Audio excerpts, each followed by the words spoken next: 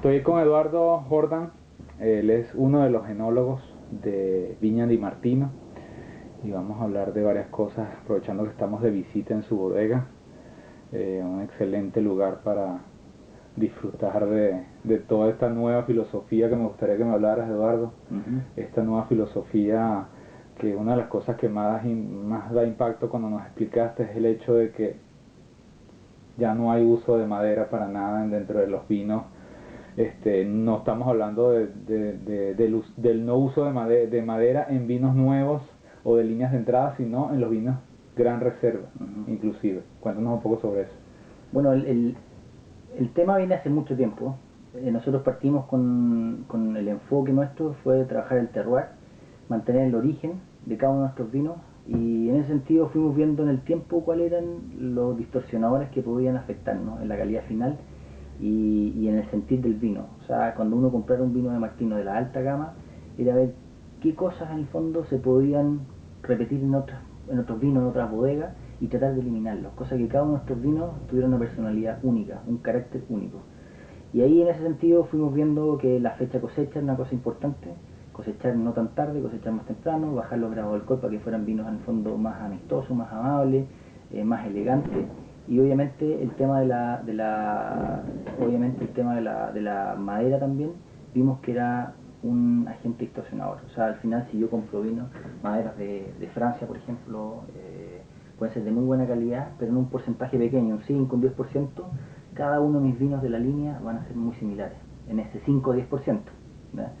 Y por otro lado, hay variedades como el Cariñán que se resienten mucho a las maderas nuevas, independiente que sea la mejor calidad. Entonces empezamos a ver de qué manera afectaba cada una de las variedades y cómo hacerlo, y empezamos a hacer ensayos, y vimos que si uno trabajaba en el fondo no necesariamente con una madera nueva, sino que con una correcta cosecha, y con una madurez correcta, con un alcohol correcto, los vinos no necesitaban necesariamente la madera. ¿Ya? Ahora, obviamente lo que se necesita es una guarda, y en ese sentido lo que quisimos fue reemplazar la barrica nueva, la barrica más pequeña, por fugre, ¿ya? Porque obviamente la madera, la guarda en barricas, lo que también aporta es una guarda importante, que los colores se te mantengan en el tiempo, que las acideces quizás no caigan tanto. Entonces eso lo quisimos buscar, pero de otro modo, para que no para que el vino se mantuviera en el tiempo, pero no tuviera esa sensación a madera, ese coco, esa vainilla, que al final te van tapando las características del vino, ¿ya? No suena como revolucionario decir, o tal vez radical decir que la madera ya es un agente distorsionador. Sí, sí, mira, son estilos, hay gente en otra parte del mundo que te puede decir que la madera es necesaria para los grandes vinos. Puede ser. En el estilo de vino que yo te hablo, el estilo de vino es nuestro, el que queremos hoy día hacer, que sea fiel reflejo del lugar, el mayor carácter posible.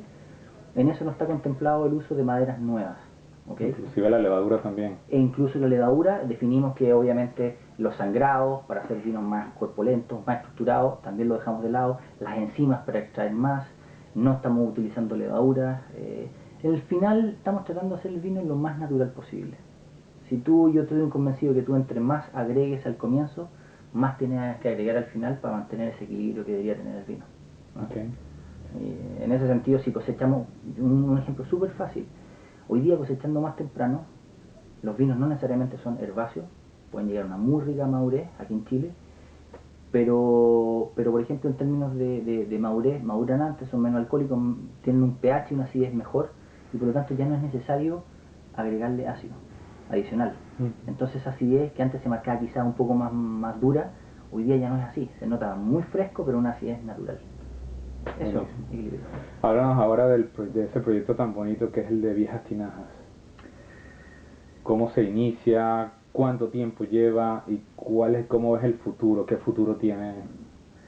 Bueno, el viaje a Tinaja fue una locura quizás, pero fue viajando mucho, viendo en otros lugares del mundo donde se hacían estos proyectos, viajando acá mismo en Chile.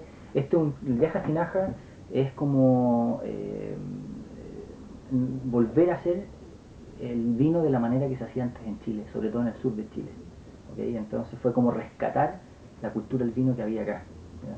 De pequeños productores que había en el sur, Para eso trajimos tinajas, nos conseguimos, las fuimos comprando uno a uno, las tinajas antiguas por lo demás, 80, 100 años, que se utilizaban en la guarda de vino y en la guarda de granos. Esas tinajas que tuviste en el fondo se ocupaban para esas dos cosas y las trajimos acá. La diferencia fue que nosotros quisimos hacer algo un poquito distinto y fermentamos en las tinajas. Ya no fue solamente la tinaja o ánfora un lugar de guarda, sino que fue un lugar de fermentación, donde tomamos una variedad que no es muy común en Chile, que se encuentra en el sur, en Itata, que es el censo. La cosechamos mucho antes de lo que se está acostumbrado, para hacer un vino de 12,9 alcohol fresco, alineado con los otros vinos que tenemos. Y eso, pues hacer un vino natural entre comillas, es un vino realmente, un vino donde ya no agregas nada, ni levadura encima, sulfuroso tampoco, y que el vino prácticamente se hace solo. Esa es la verdad de las cosas, y tú ya lo probaste, tú puedes hablar mejor que yo en el fondo del vino, Okay. pero esa fue la idea. ¿Y el futuro, cómo ves el futuro luego de que ha habido una buena aceptación de ese primer lote de 300 cajas? Creo que fue Sí. el lote que salió. ¿Cuál va a ser el futuro de eso? ¿A cuántos años y a cuánto crees tú que puede llegar esa producción trabajando con unas tinajas que son tan especiales porque no las hacen sino que las consiguen en esas viejas fincas? Sí. Bueno, la verdad que uno, para asegurarlo, es lo que ya vimos anteriormente, que compramos más tinajas, buscando en Chile, sondeamos donde había más, para asegurar la continuidad un poco del producto. Creo que este año va a ser un poco más porque tenemos el volumen de la materia prima, tenemos más uva del mismo lugar, del mismo sector.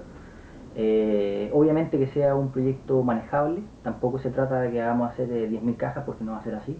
Es un proyecto que siempre se va a mantener en una cantidad pequeña, un tamaño pequeño, pero el año pasado hicimos muchas pruebas y por lo tanto gran parte del volumen que habíamos hecho no lo utilizamos en técnicas de vinificación distintas, con variedades distintas.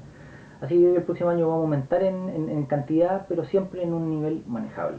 Y creo que en el tiempo se debería mantener. Siempre es interesante para la gente tener opción de vinos nuevos, novedosos, y que por lo demás tengan una Nuevo entre calidad. comillas porque esto es rememorando o reproduciendo procesos que son ancestrales. Es un producto nuevo para nosotros como viña, pero es como tú dices, un producto que se venía haciendo históricamente acá en Chile. Gracias por tu tiempo De y de nada, nuevo un felicitaciones gustazo. por todos estos proyectos. Muchas gracias a ti.